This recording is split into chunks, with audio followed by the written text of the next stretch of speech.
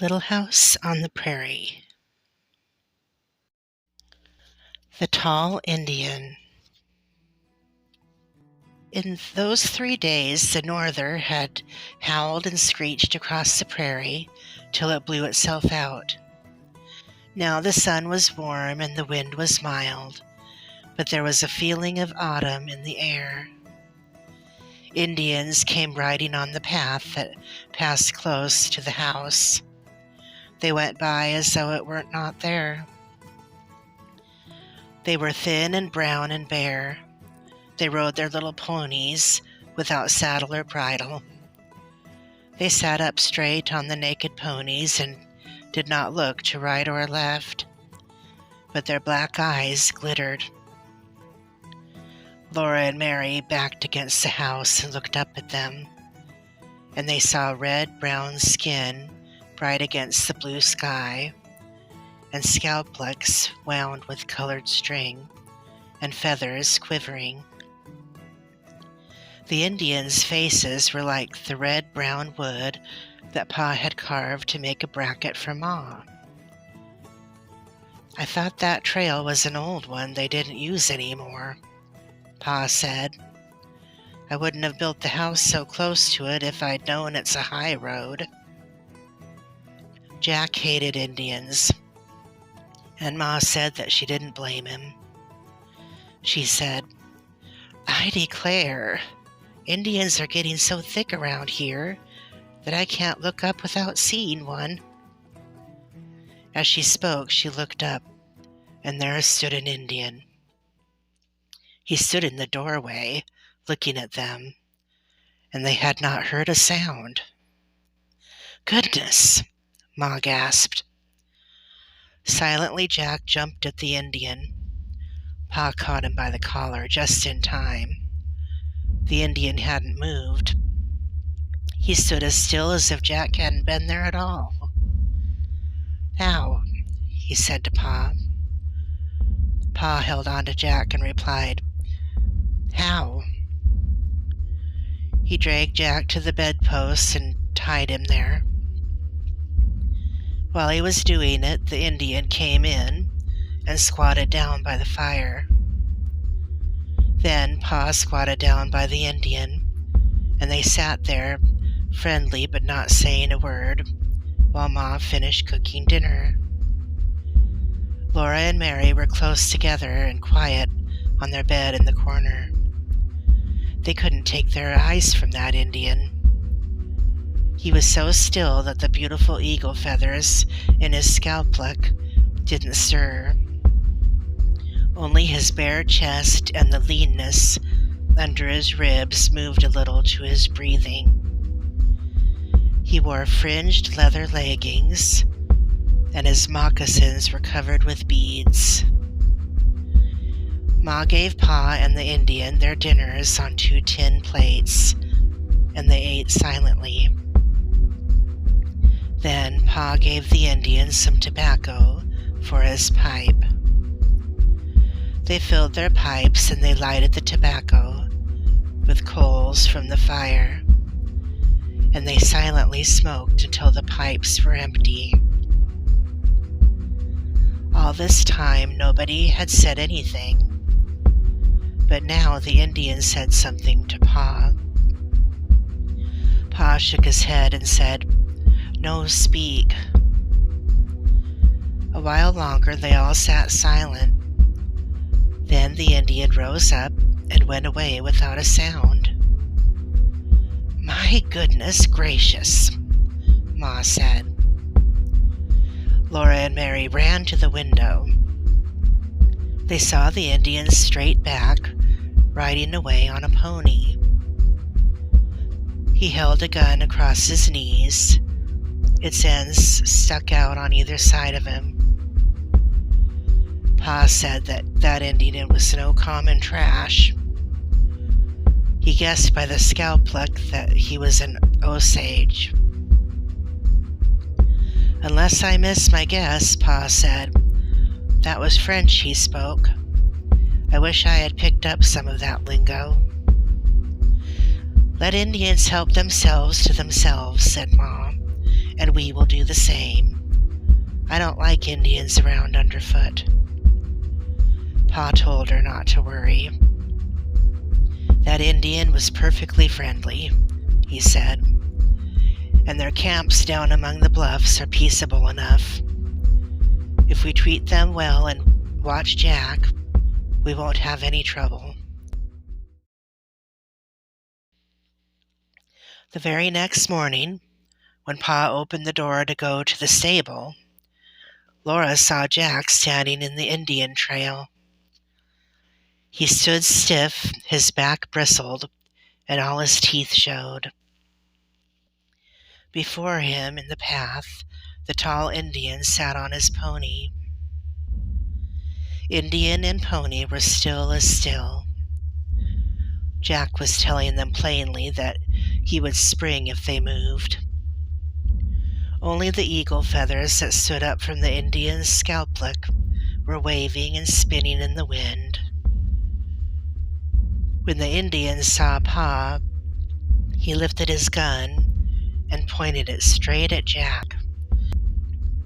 Laura ran to the door, but Pa was quicker. He stepped between Jack and that gun, and he reached down and grabbed Jack by the collar. He dragged Jack out of the Indian's way, and the Indian rode on along the trail. Pa stood with his feet wide apart, his hands in his pockets, and watched the Indian riding farther and farther away across the prairie.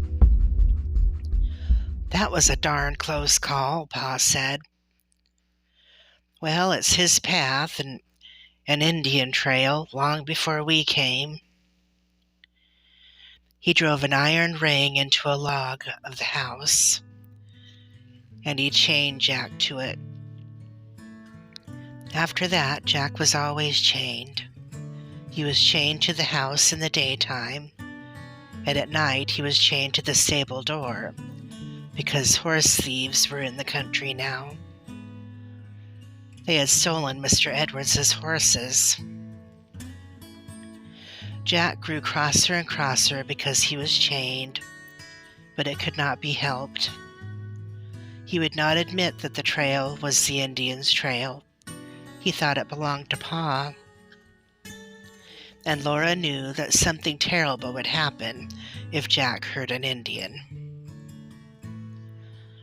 Winter was coming now. The grasses were a dull color under a dull sky.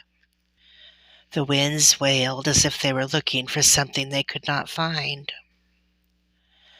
Wild animals were wearing their thick winter fur, and Pa set his traps in the creek bottoms.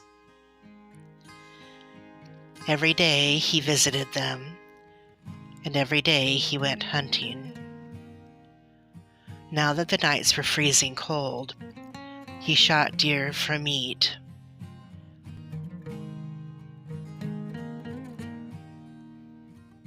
He shot wolves and foxes for their fur, and his traps caught beaver and muskrat and mink.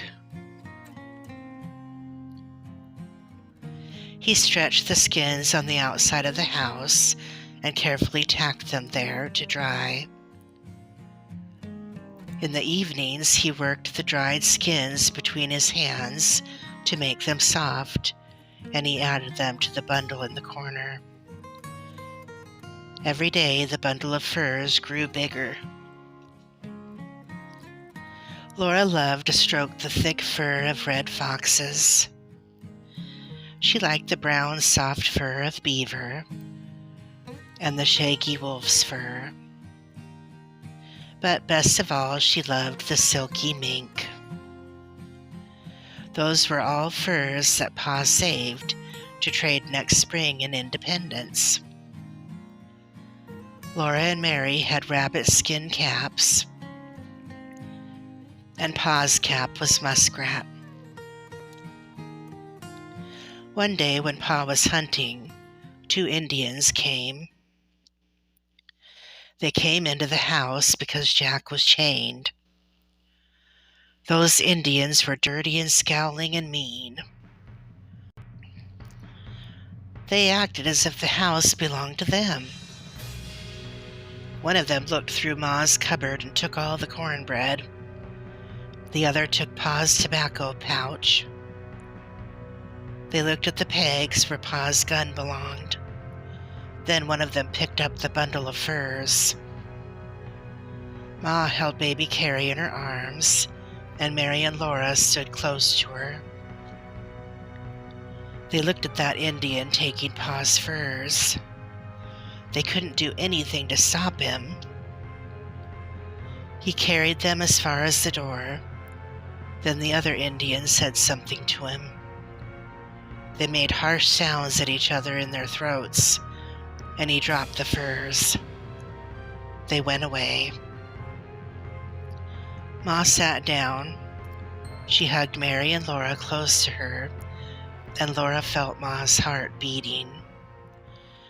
"Well," Ma said, smiling, "I'm thankful they didn't take the plow and seeds." Laura was surprised. She asked, "What plow?" "The plow and all our seeds for next year are in that bundle of furs," said Ma. When Pa came home, they told him about those Indians, and he looked sober. But he said that all was well that ended well. That evening, when Mary and Laura were in bed, Pa played his fiddle. Ma was rocking in the rocking chair, holding baby Carrie against her breast, and she began to sing softly with the fiddle.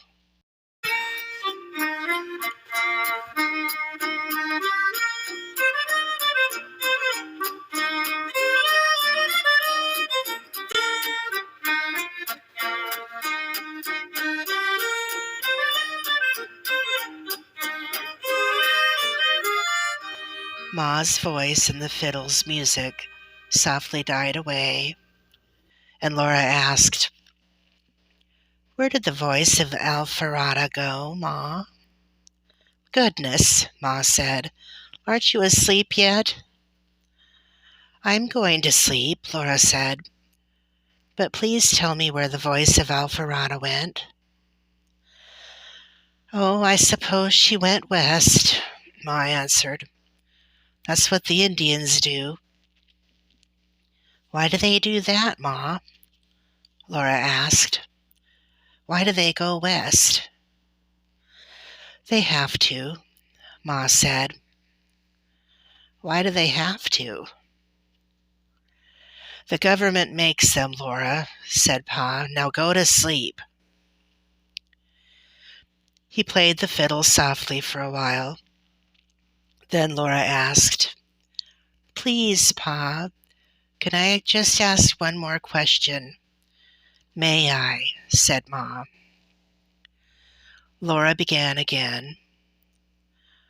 "Pa, please, may I?" "What is it?" Pa asked. It was not polite for little girls to interrupt, but of course Pa could do it. "Will the government make these Indians go west?" "Yes," Pa said. "When white settlers come into a country, the Indians have to move on. The government is going to move these Indians farther west any time now. That's why we're here, Laura. White people are going to settle all this country, and we get the best land because we get here first and take our pick. Now do you understand?" "Yes, Pa," Laura said. "But, Pa, I thought this was Indian territory. Won't it make the Indians mad to have to—" "No more questions, Laura," Pa said firmly. "Go to sleep."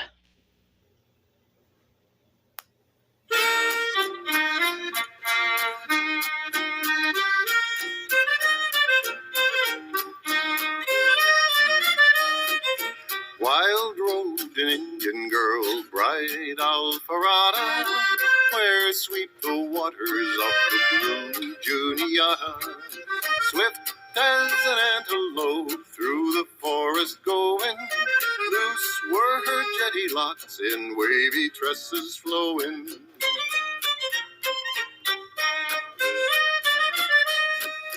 Gay was the mountain song of bright Alfarata, where sweep the waters of the blue Juniata. Strong and true my arrows are in my painted quiver. Swift goes my light canoe on down the rapid river.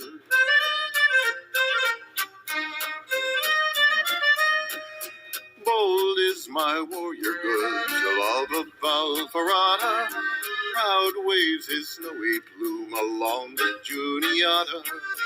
Soft and low he speaks to me, then his war cry sounding, rings his voice in thunder loud, from height to height resounding.